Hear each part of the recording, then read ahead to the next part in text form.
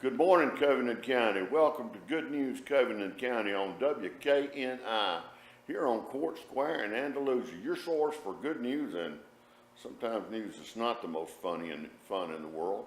For Covington County, for Andalusia, for our friends down in Carolina and over in Red Level, up at Rose Hill, and Strawn and Gant, and places in between. Welcome to WKNI. Good News Covington County. I'm Brother John. Got my two favorite cousins here, Tom and Jared, or as I like to refer to them, the Tom and Jerry Show. They're our production team, and they're the ones that make it happen.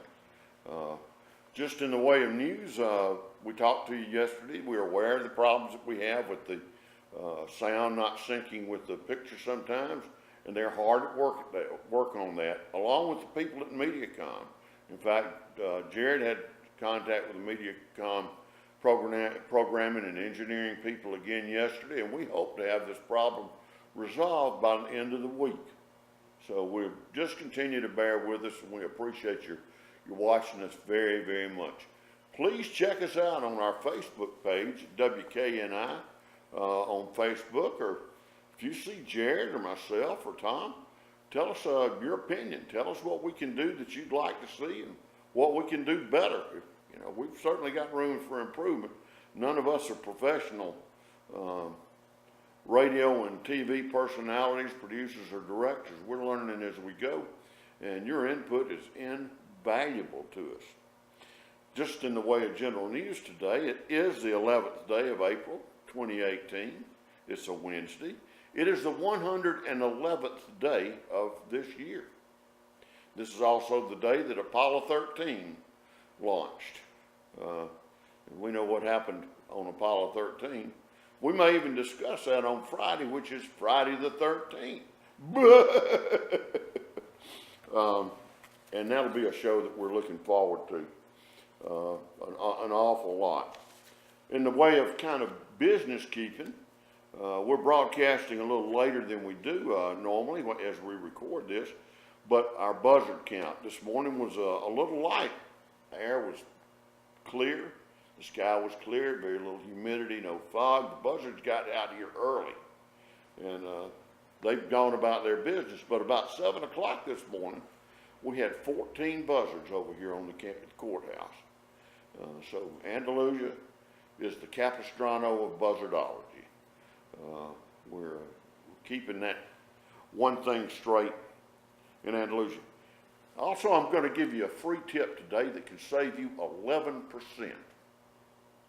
Starting on November 11th, 2017, the Dollar General people started giving an 11% discount on the 11th of every month to veterans and families of veterans, active military.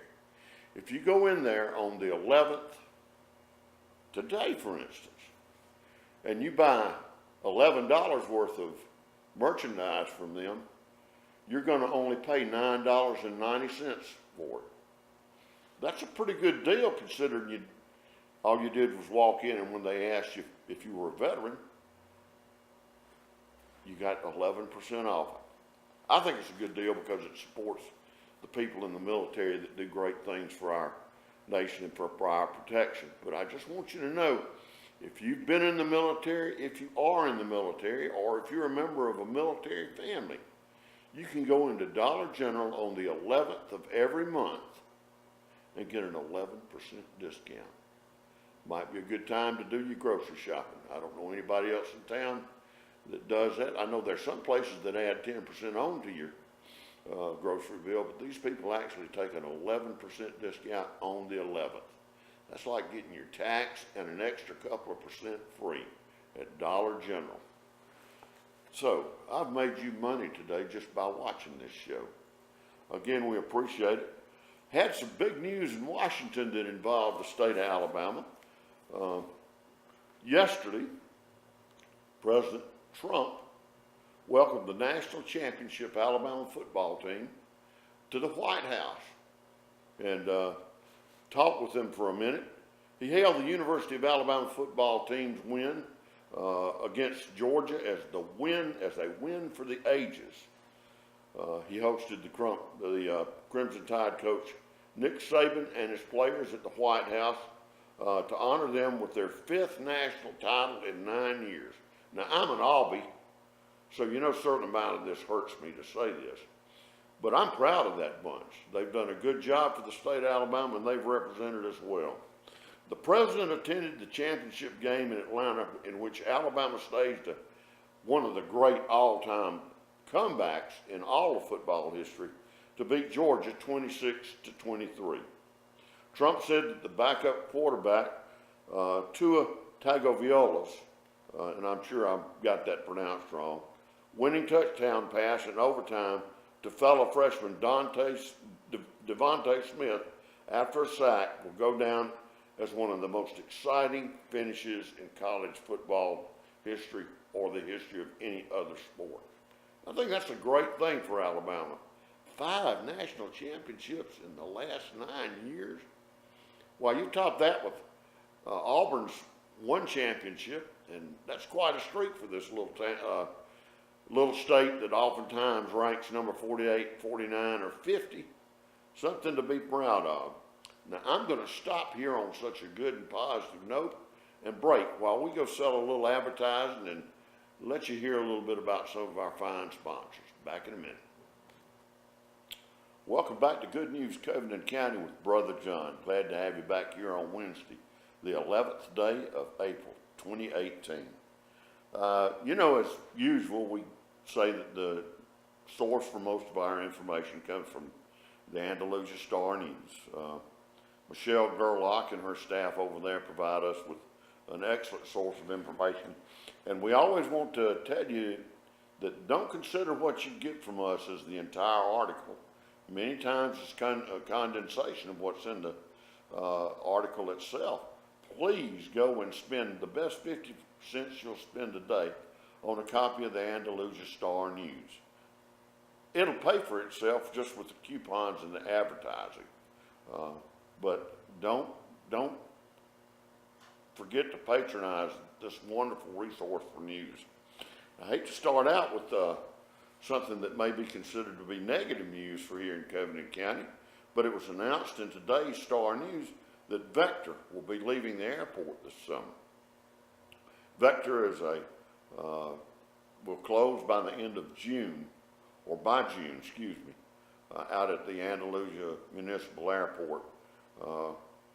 Their division, Standard Aero, which I think employs nearly 100 people, or has as many as 100 people, will be closing at that time.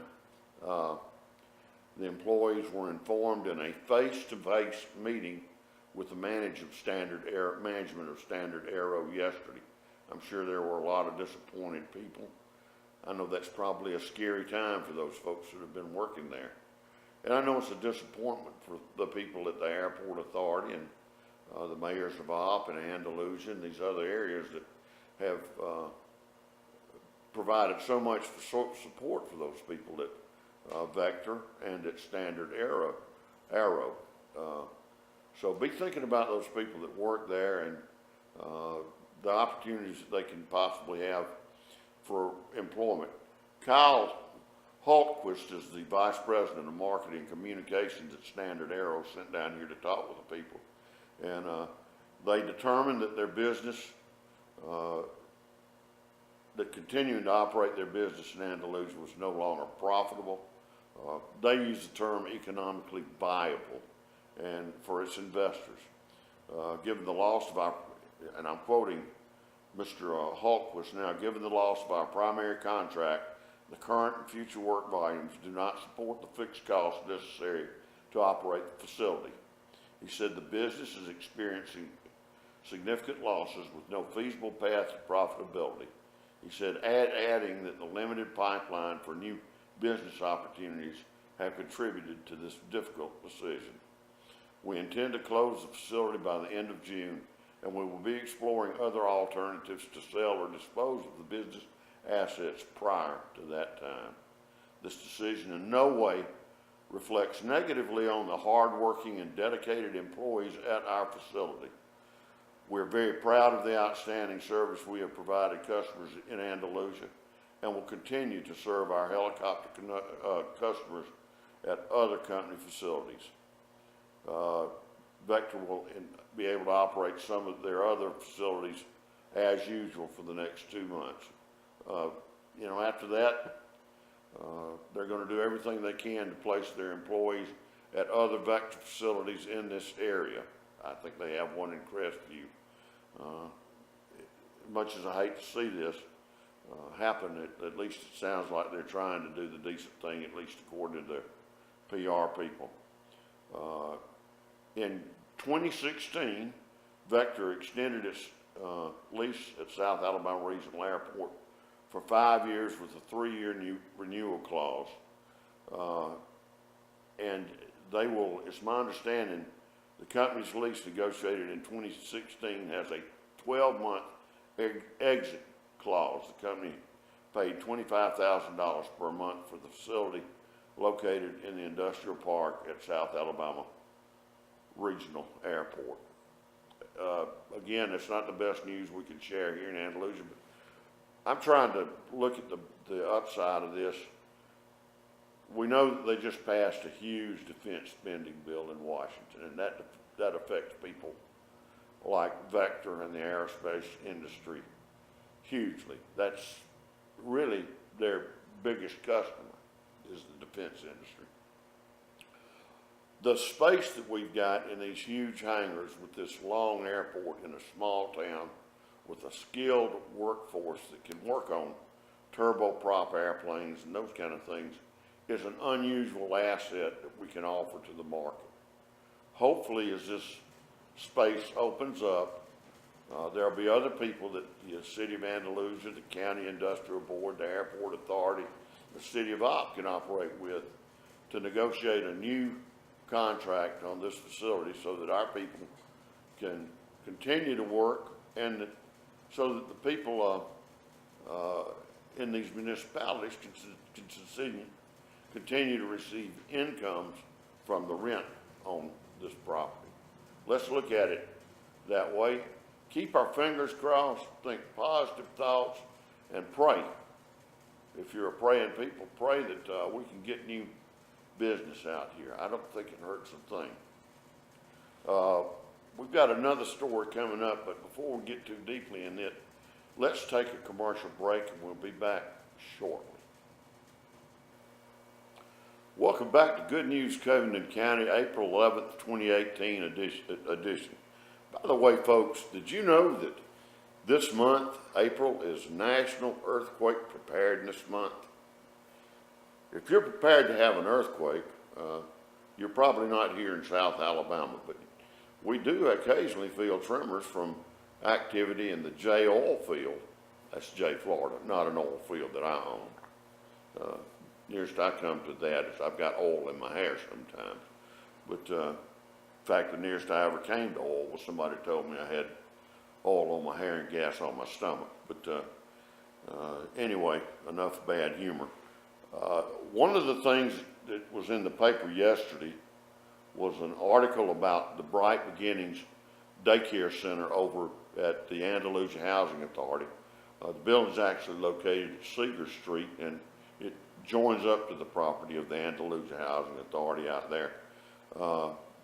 They have decided to close that program, which is a morning daycare program for children from age 3 kindergarten up to I think about age 6 or 7.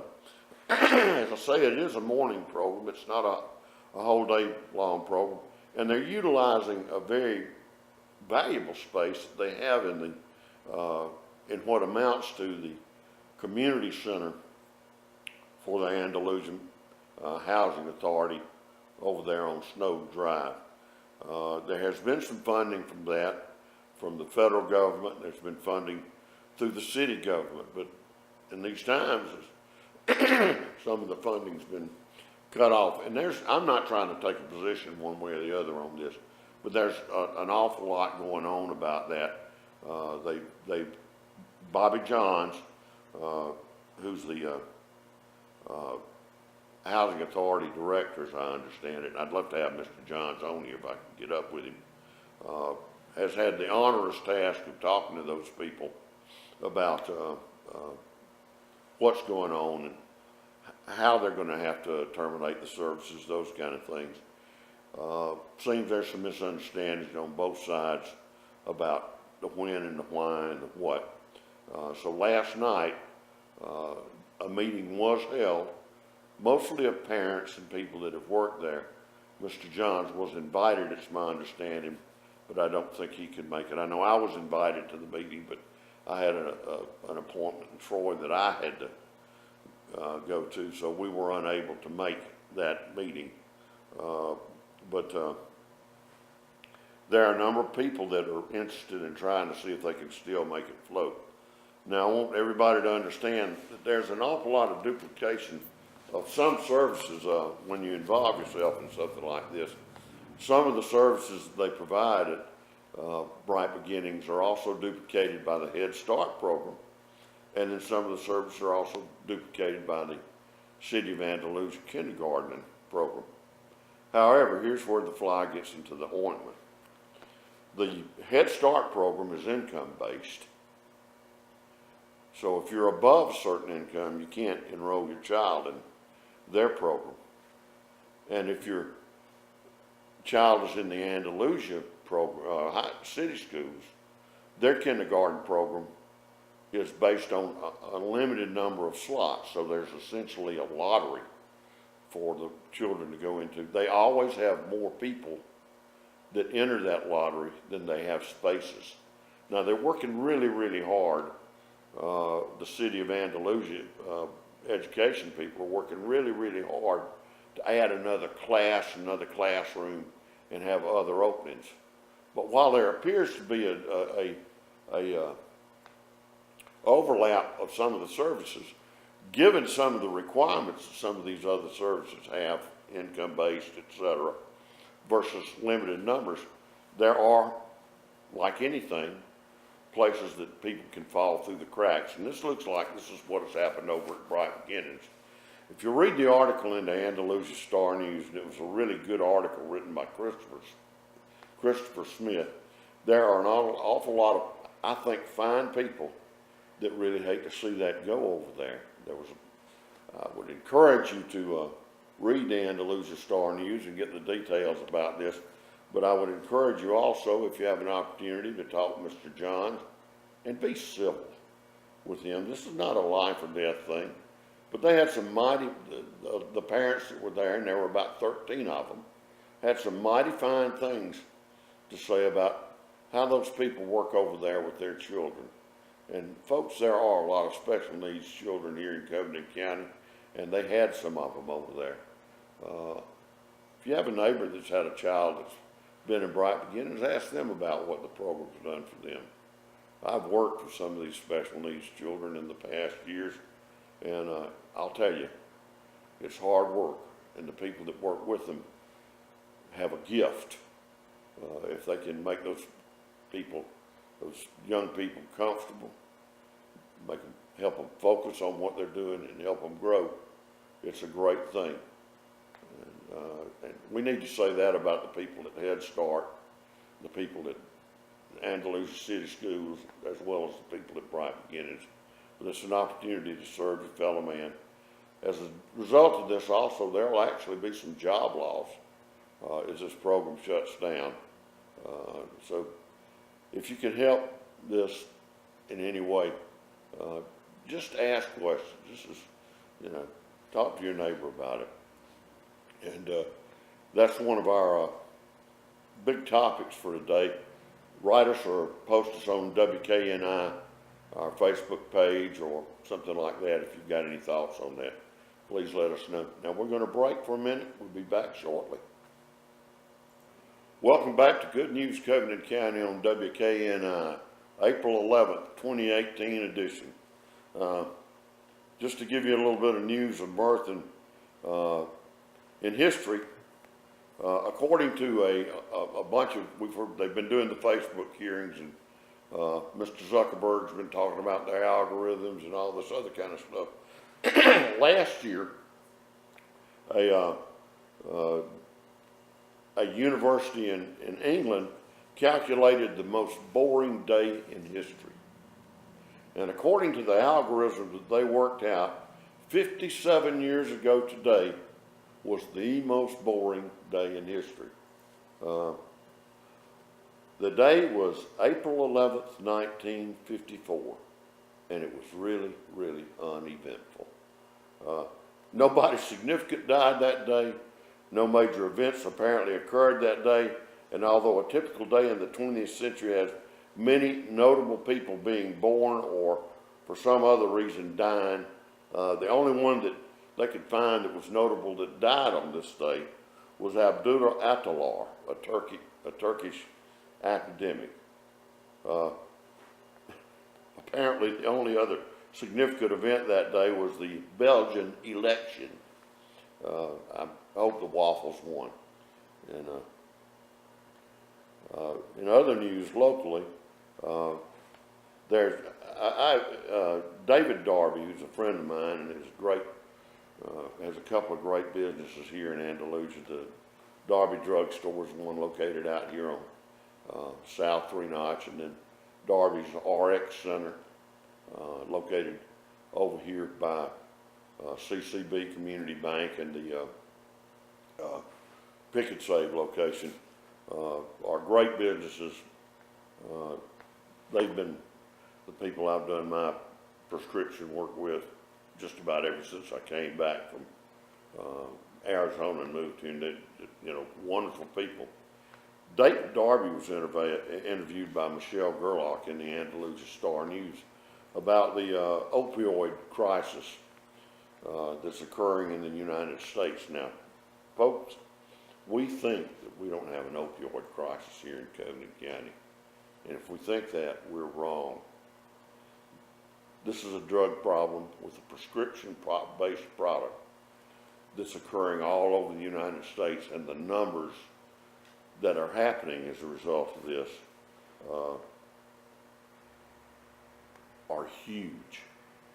Remember, we lost about 57,000 people in Vietnam over a 10-year period. The number of people that died from opioid-related overdoses in 2016 was 64,000 people, according to the New York Times. Every year, we lose more people to opioid overdoses than we did in 10 years in Vietnam. Now, that's not to diminish the loss of those people in Vietnam, but we make a memorial to those people, and yet we're losing our brothers and sisters, uncles and aunts, nephews and nieces, cousins, friends to a prescription drug crisis. David Darby, who runs Darby's pharmacy here and a member of the Alabama, he's the president of the Alabama Pharmacy Board, said there are three solutions to solve this problem. First, better prescribing habits are needed. Second, better dispensing habits could help. And finally, there needs to be a societal shift. In the end, an awful lot of any of these problems involve a societal shift on our part. I'm not trying to editorialize, but we have to become more responsible. And when I say that, I don't mean that the person that's got the problem with opioids has to become more responsible immediately. They've got a problem that has them in a place that it's hard to be responsible. But we as individuals in our community, in our families, in our churches, in our schools, are responsible for the care of our fellow people, male or female. And if we can become involved or help people that have these problems become involved with professionals that can intervene with them and help them if they've got an opioid problem, it's very important. For the first time in the history of the United States, our sitting president has actually asked for and received funding to solve a specific drug problem within the United States. And I think they're to be applauded for that. But I'll tell you, 1.2 billion is a pea in a dish for a program as big as the one that we've got. Where do the opioids come from? They come from everywhere.